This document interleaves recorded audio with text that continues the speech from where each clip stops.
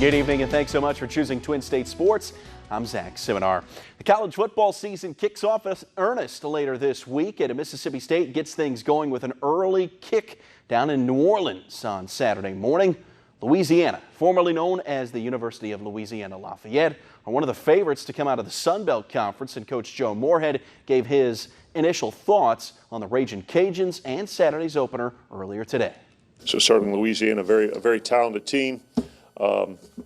And as you see in openers, a lot of it goes into turnover margin, a lot of it goes into special teams play, a lot of it goes into execution.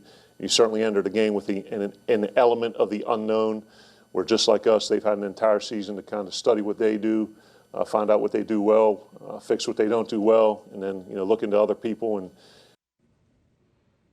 now back on Friday, Mississippi State backup quarterback Keaton Thompson entered the transfer portal following his failed quarterback battle to Penn State transfer Tommy Stevens.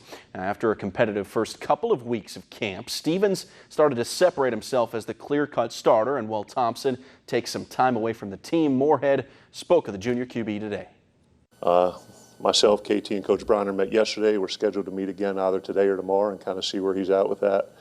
But I understand that's part of it, and student athletes are exploring, the different possibilities, and I think it's probably most common at that position. So you look across the country at, starting quarterbacks being named, and, the next day or so, someone going in the portal. So, that's the landscape of college football right now.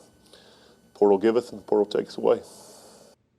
The season isn't even a week old, but it may be challenging for the Ole Miss Rebels to top the heartbreak they experienced on Sunday night. Locked in a 1-1 tie through 88 minutes, the 20th-ranked Memphis Tigers would score twice in the span of about 2 minutes, including an own goal to sink the Rebels 3-1. Julia Phillips scored the game's lone goal for the Rebs, who return home on Thursday to take on Southeast Missouri. Certainly, because I thought we had enough of the game to get something out of it. I really thought we were probably going to overtime, but just unfortunate on that mistake. But we got to dust ourselves off and get ready for a big weekend.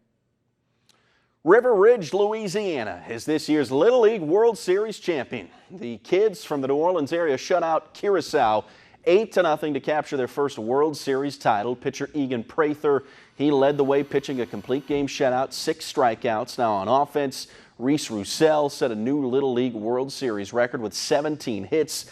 Louisiana is the first team to lose the opener of the World Series, then go on to win the title. They outscored their opponents 41-6 after that opening round loss. Rory McIlroy got $15 million richer over the weekend after winning the FedEx Cup Championship. The Irishman finishing 3 strokes ahead of second-place Xander Schauffele. Rory joins Tiger Woods as the only multiple FedEx Cup champions. $15 million prize for a winner was the largest payout in golf history. McIlroy's caddy, Harry Diamond, he's going to collect $1.5 million thanks to the big victory from Rory.